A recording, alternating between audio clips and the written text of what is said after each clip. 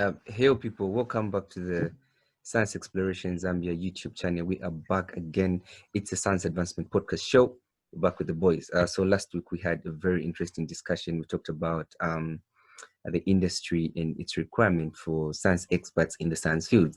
So today we are back with Jones Mukuta, Odon Mulambo, and Ishmael Gumbo. We're going to be talking about STEM and how STEM has STEM benefited Zambia as a country. So before we directly go into the discussion, make sure that you hit the subscribe button, share, comment, and let everyone see this video. Yeah, so guys, welcome to the platform today. Yeah, thank you for having us very much. Okay. Thank you.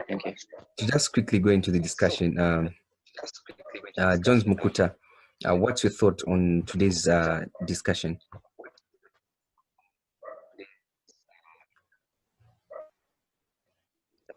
Okay, so yeah, the introduction of STEM in general is a good idea, but I honestly don't think it has really done much of good benefits to the country itself. I haven't really seen impressive strides in that field. I would say it's something that's basically at the grassroots. That's when it's being developed, and so there hasn't been really much that we can brag upon. Yeah. Okay. Ishmael, your thoughts on that? Okay.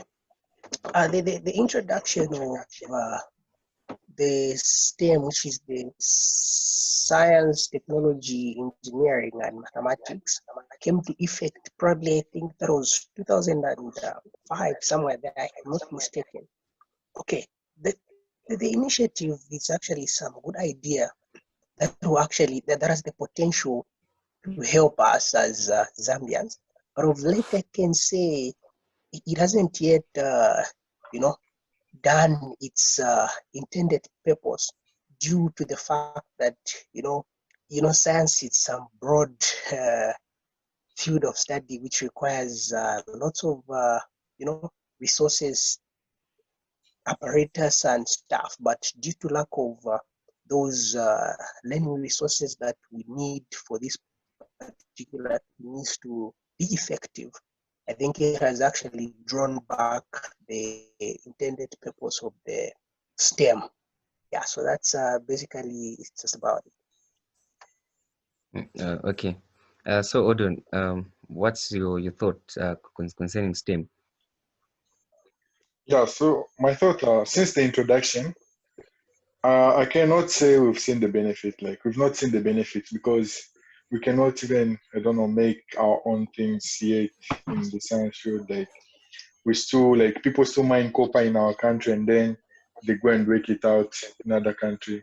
If we are like to mine that copper and then make all these assets, like this phone asset that they make, in the country, it's even create like jobs for you for something like that. But for now, I cannot say like we've seen the benefit. We've not seen the benefit.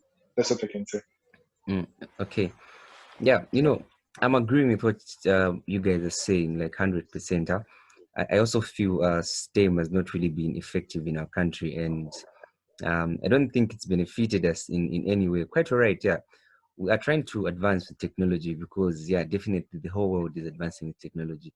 But looking at how Zambia is moving, at the pace at which we're moving, we're very, very slow. And going forward, I fear for us as a country, because when you lag behind to such extents, it becomes a problem because when other countries are advancing now, the time that you want to accelerate, it's really, really going to cost you huge sums of money. And this may even cause or lead us to furthermore economic breakdowns. But maybe let's not touch on that. I don't want to sound political and which wouldn't sound okay on a platform like this.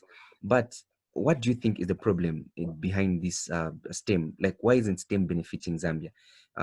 We've seen how STEM has benefited other countries. We've seen how Rwanda is thriving with technology advancements, science advancements, different advancements in the fields of science. We've seen how South Africa is doing well. We've heard of Nigeria utilizing technology, and we've heard of how Nigeria is also doing well in terms of of technology and these other things. But what could be the problem in Zambia?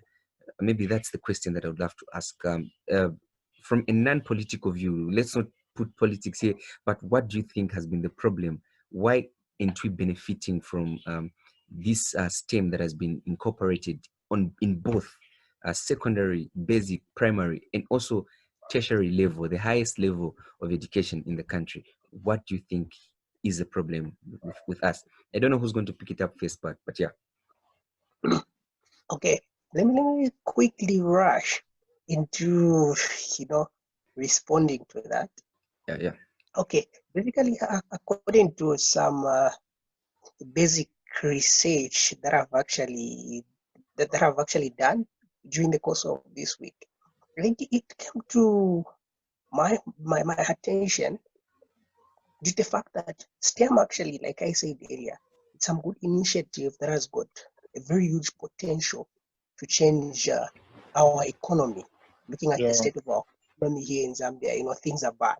But if this particular initiative was to be, effected to its fullest potential, I think it can actually contribute positively our towards the betterment of our economy. Now, coming back to your question, what has really drawn us back in terms of not fulfilling this particular initiative is actually the lack of the proper equipment. Looking at science, STEM itself, like you explained, science, technology, engineering, and mathematics. Science actually is some sort of a practical subject. Yeah. It is not something that you just learn. You just learn some theory like history, then it all ends there. No, it actually requires some sort of practical work for the whole lot of that information, for the whole lot of that knowledge to sink in somebody's mind. And if somebody has learned something practically, you'll be able to apply that in their everyday lives. But looking at the state of Zambia, Zambia lacks the facility that will actually help towards hello, are you able to get me, guys? Yeah, we are able to just continue. Okay, yeah. So Zambia lacks a facility that will help, inhibit that particular initiative, which is the STEM initiative. First thing first, we lack proper laboratories that actually consist of the, optimum apparatus that can be used in these science fields. Zambia lacks the likes of libraries that consist of the right content in terms of books that consist of the right information pertaining to these particular fields of study. We lack computer labs, technology. We're in a world of computers. We require those particular instruments, we require those gadgets in order to excel in terms of getting the right knowledge pertaining to this particular, field of study. So I think that has actually impacted negatively towards the implementation of this particular, science, technology, and this initiative. Again, another thing that has actually impacted negatively towards the implementation of STEM is actually lack of trained personnel. Okay, Zambia Yeah. actually lacks the right characters to, wire the students in terms of the right content. Okay, so I think having mentioned these two factors, I think these are the major factors that are contributing positively and negatively towards the lack of proper implementation of this initiative.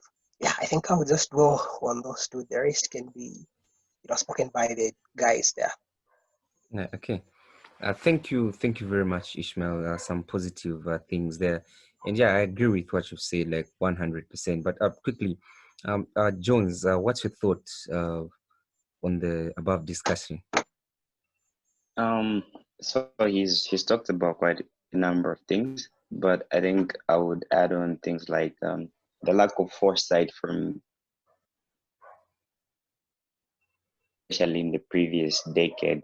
Because if you have the foresight of how productive or how developmental or how good some of these things are, you would obviously richly invest in them. But I think we've lacked the foresight to see how beneficial these things are. So we haven't really invested richly in them. That's one thing. The second thing is I think the environment just hasn't been set right for such things to take off. I mean, we haven't had great tools, we haven't had great boards, great organizations coming up. It's only in the end of the previous decade that we've seen all these people coming up trying to do something, which is a good thing. But I feel like this is something we should have done way, way, way back. So yeah. Okay. Yeah, Odon, your Yeah, thoughts? Caleb, I don't know. Before you gave me the voice, can you just kindly repeat the question? Or like, I had to wait for too long. Can you just kindly repeat the question? Yeah, the question is, what do you what do you think is the reason that we remain behind in terms of these advances, despite having incorporated STEM in our secondary schools, basic, primary, and even the highest level of education, which are universities? Why do you think we still have not benefited from the STEM initiative as a country?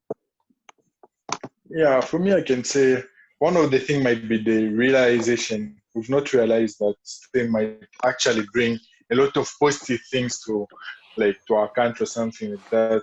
So one of the like one the first thing that I would mention is realization. Like, all of us should realize that STEM can bring something very important to Zambia. You get it right. And Yeah, once you realize that, and then it's just about it's now takes people initiative, like bringing people together, talking about it, and I think if, like, when someone realizes that something might bring like a lot of potential to a country, right? Then yeah, they yeah, start working they start working to that, and then they see how things goes. The second thing is, like, after realizing that we must work now as, I don't know, as United, I don't know, to put our finances into those things. Like I said before, right? Let's say, let's say if maybe when they discovered copper in our country, right, and other minerals, they are mining the country, right? yeah, yeah, They are mined, and then I don't know all the processes that, I don't know. Copper can make these cables. Like, let's say maybe they are making these electrical cables like in the country, right? yeah, Instead yeah, of like exporting the copper and then importing the cables. You get it right? If they are like mined in the country and then making the copper in the country, that would have been a very, very, I don't know, advantageous thing for the nation. Like, even for the, I don't know, people as Zambian, because we would have had a lot of job, I don't know, creating jobs for us or something like that. So I think realization and then financing the project, that would be a great thing. okay. Thank you very much, guys. Those are Yeah. some interesting answers. And maybe just an addition, or just to add on as well, give my thoughts on this question. I think I'll talk of processing plants. One of the ways that you look at how science is overtaking nations today, you look at how industries in other countries are benefiting, or how industries are impacting economies. If you look, if I talk of industries, I mean talk of processing plants, like for example, you just talked of mines, you talked of I would give an example of huge plants that would produce materials that will bring about benefit to a nation, and also bring about growth to the economy. I'll give an example of Zamefa. There's this company in Zambia. It was a metal fabric company, Zamefa. This company would produce like good cables. Zamefa was a leading producer of electric cables in Central Africa, and it was a Yeah. Zambian-based company, and Zambia was on the map. At least something was happening from there. A lot of engineers from the Copperbelt University, University of Zambia, Notec, and all these other universities across Zambia uh, were employed under that university. So there was some great initiative. But the problem is that such companies are found to be owned by private investors. And you know, the way it is with private investors will not, sometimes will not last for long in a country, they'll leave. So I think, again, one of the problems to why we are here today, why we are stuck, why we've not really seen the effectiveness of STEM in our country, one could be that our government has not really invested in building proper infrastructure that will enable the people with the ability to perform and bring about those concepts, so that we generate the needed income, we bring about the needed technology, we raise the needed engineers and everything. I don't know if I'm making sense, but for me, I think those are my thoughts. Because, you know, when you talk of all these advancements, the monopoly has to come from the government. The government has to be the spearheader. They're supposed to lead. They're supposed to make sure they invest. They're supposed to make sure they pump in a lot of money into this. And STEM in other schools, actually, there's an article that I read. Some schools were even worried in Europe, saying some students' response to STEM has really been poor, and it's a concern going forward. Because Yeah. in these countries, what they want is for students to be equipped, pupils to be equipped while they're young, so that even as they grow, the abilities to make, to innovate, and to transform, to solve problems are built or are grown in them. So I think that would be my addition. But quickly, before we end the podcast, I want to ask this question, and I want you to give me an honest opinion. What would you do if you were given the needed resource? As someone who's passionate about science, what do you think some of the sectors that need to be changed for us to seriously see the impact of STEM in Zambia?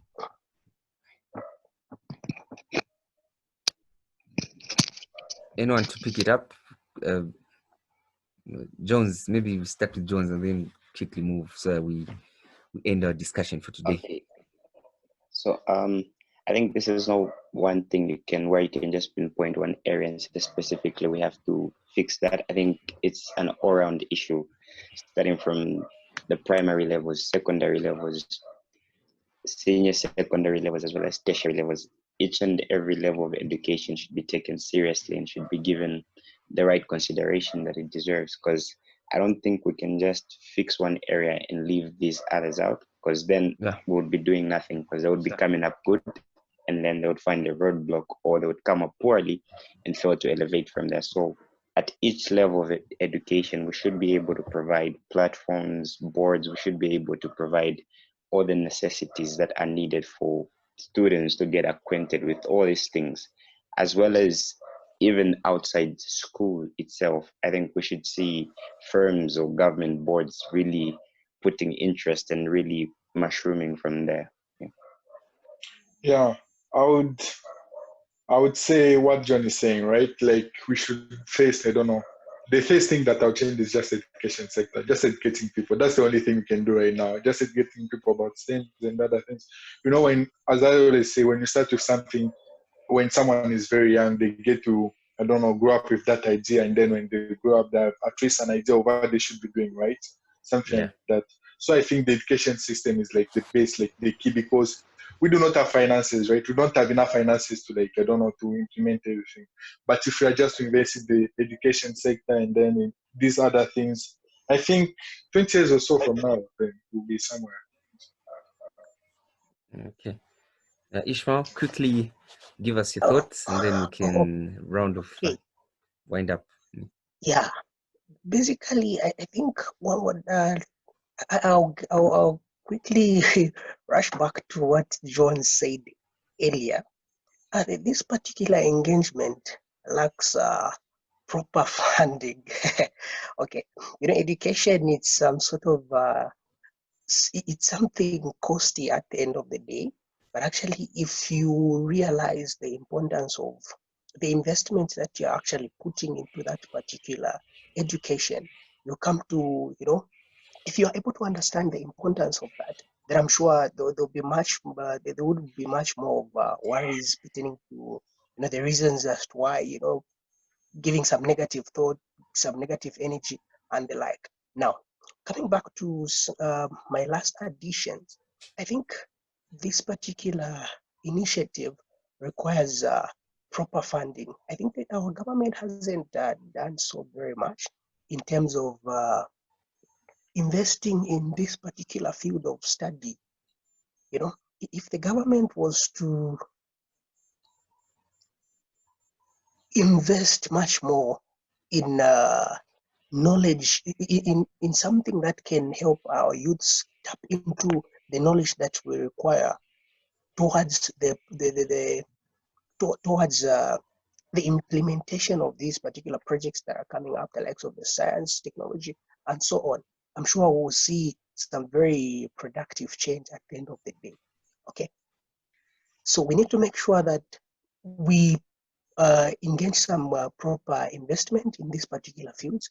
And again, coming back to what Odon said, I think what our system lacks is actually the proper wiring of what the Yeah. importance of these things are.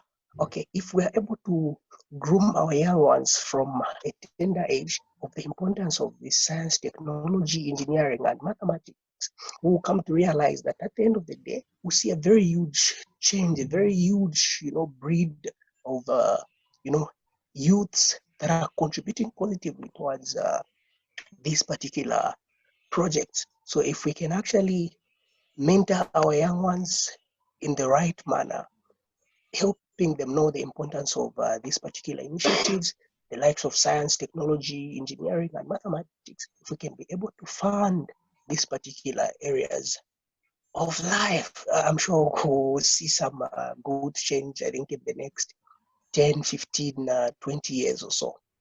So That's right. that aspect actually it's very, very cardinal to be looked into towards the betterment of our lives using the science, technology, engineering, and mathematics. Yeah. Okay.